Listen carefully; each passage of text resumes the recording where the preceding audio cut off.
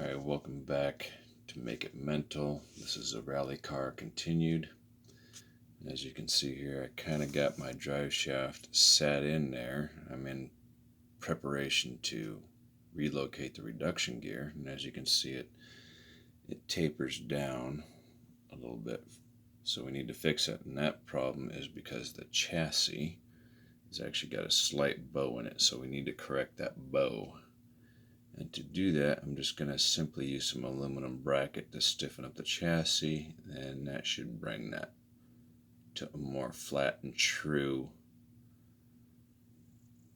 design that allows us to complete this project. And so that's actually going to be the next step before we can accurately place our reduction gear and extend the drive shaft. And to do that, I'm going to simply use I think they call it L bracket. Basically, this is this is a scrap piece I have left over. This is 1/2 inch by 1/2 inch aluminum, but what I plan on doing is cut a piece big enough.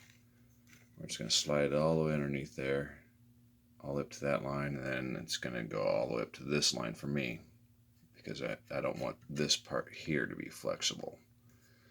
And that's part of the bow. When you heat bend anything, it's going to bow. And plus, even when you look at the raw sheet of plastic, it's got a natural bow to it.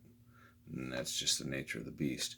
And that being said, with the plastic and a bow, if you live in a cold weather climate, you're probably going to want to find some other type of plastic that's more forgiving for cold weather, because the colder it gets, the more brittle plastic becomes.